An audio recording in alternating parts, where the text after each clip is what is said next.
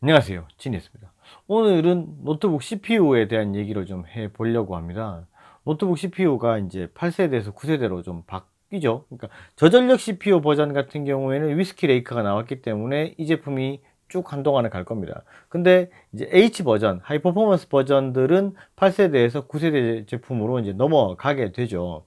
그래서 이제 손님들이 많이들 오셔서 물어봐요. 그러니까 8세대 제품들을 구매하시면서도 지금 뭐 급하다고 뭐 쓰셔야 된다고 구매를 하시면서 아, 이거 지금 사면 안 되는 거 아니에요? 9세대 제품 나오는 거 아닙니까? 지금 사는 게 잘 사는 거 맞아요? 라고 물어보시면 도대체 판매자가 어떻게 얘기를 합니까? 사실은 판매자는 아, 지금 노트북 이거 사지 마세요. 사시면 안 돼요. 뭐 6개월 뒤에 사세요. 라는 얘기를 하는 판매자는 아마 제가 봤을 땐 아무도 없을 겁니다.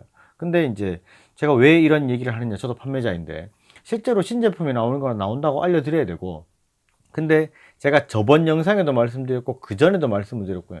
신제품이 나온다고 해서 그 제품을 기다리면 한도 끝도 없이 계속 기다리셔야 돼요. 죽기 직전에 노트북을 사는 게 제일 최신형을 쓰시는 거예요. 그게 아니라 지금 필요하시면 사시고 난 3, 4개월 정도를 기다릴 수 있다라고 생각하시는 분들은 이제 5월이나 6월 달에 나올 제품들을 기다리시면 됩니다. 근데 이제 그러면 CPU 8세대랑 9세대 제품이 얼마만큼의 차이가 있느냐에 대해서는 이제 실제로 여러 가지 루머가 많이 있긴 있습니다. 간단하게 제가 사진 자료로 준비를 하나 했어요. 요거부터 보고 제가 설명을 드릴게요.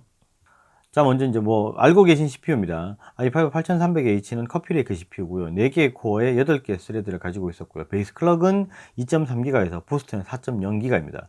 뭐 i7 같은 경우에는 8750 CPU는 커피레이크고요. 역시. 그다음 6개의 코어에 12개의 스레드를 가지고 있고요. 베이스 클럭은 2.3GHz에서 4.1GHz까지 뭐 올라갔었죠. 근데 이제 9세대로 보시면 i5 같은 경우에는 9300H고요. 커피레이크 리프레시라고 명명이 되어 있죠. 동일하게 이제 4개의 코어에 8개의 스레드를 가지고 있고 베이스 클럭이랑 부스트 클럭이 약간씩만 올라갔습니다. 2.4GHz에 4.1GHz로 올라갔고요. 실제로 i7은 큰 변화가 있습니다. 이제 i7은 9750H는 커피레이크 리프레시고요. 8개의 코어에 8개의 스레드를 가지고 있습니다. 물음표를 해놨는데 사실은 이 부분은 지금 여러 가지 설들이 많이 있어요. 6개의 코어에 12개를 가진 제품이 그대로 나오는 거다라는 얘기가 있고 8개의 코어 8개를 그대로 뭐 가지고 있다라고 하는 것들이 있는데 실제로 이제 뭐 요렇게 지금 저희가 알고 있습니다. 그리고 이제 베이스 클럭 자체도 2.8GHz에 부스트 클럭은 4.5GHz로 지금 많이 성능이 좋아진 걸로 알고 있습니다. 자, 뭐 실제로 i5는 보시게 되면 거의 성능의 차이가 없어요. 그죠? 이게 뭐 8300H랑 9300H가 뭐 네이밍만 바뀌고 큰 변화가 없습니다. 뭐 베이스 클럭 약간 올라가는 거, 터보 클럭 약간 올라가는 거는 이제 뭐 사실 별 의미가 없다고 보이고요. 뭐 인텔 같은 경우에 이제 뭐 곰탕 우리듯이 사고를 우렸다 이런 얘기들을 하는데 이번 i5는 그렇다고 보이고요. i7 같은 경우는 실제로 큰 변화가 있습니다. 이게 어떠냐면은 8750은 6개의 코어에 12개의 스레드를 가지고 있는데 9750 같은 경우에는 실제 물리코어 자체가 8개, 스레드가 8개로 늘었죠. 근데 그러면 이게 그렇게들 물어보실 수 있어요. 스레드가 12개인 거랑 얘는 8개인데 이게 성능이 더 떨어지는 거 아닙니까? 라고 말씀을 하실 수 있는데 실제 이제 8750 같은 경우에는 물리코어 자체가 6개였고 그 다음에 9750 같은 경우에는 8개로 나와 있습니다. 근데 이제 이 부분은 사실은 좀 이제 여러 가지 논쟁의 소지가 좀 있는 부분이 있는데 지금 기사를 보시면 이제 노트북 뭐 모바일 CPU 뭐 9세대 이렇게 쳐보시면 어떤 기사들을 보면 9750이 6개 코어에 12개의 스레드를 가지고 있다 라고 나오는 기사들도 있고 어떤 기사들을 보면 8개 코어에 8개 스레드를 가지고 있다 라고 나오는 기사들이 있습니다. 근데 실제로 지금 데스크탑 CPU가 나왔는 거를 봤을 때 그거를 참고하면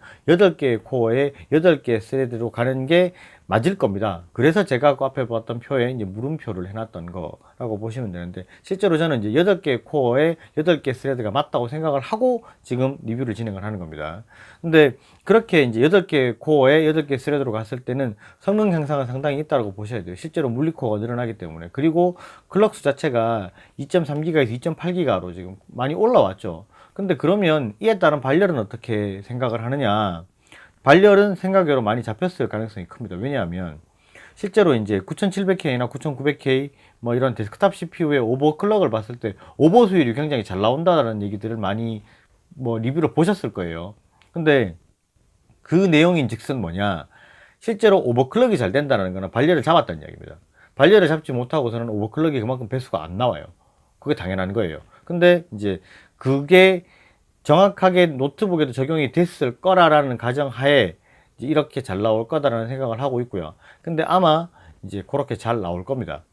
뭐 요거는 이제 제가 차차 설명을 드릴 수 있는 부분이 있어요. 근데 지금은 이제 여러 가지 뭐 그 엠바고나 이런 대외비나 이런 부분이 걸려 있기 때문에 말씀을 많이 못 드리는 부분을 좀 이해해 주시고요. 실제로 제가 이제 뭐 제품에 대한 부분이라든지 그래픽 카드랑 CPU에 대한 부분, 뭐 어떤 조합이나 이런 부분에 대해서 노트북에 대해서 지금 얘기를 해드릴 게 상당히 많은데 할 수 없어요.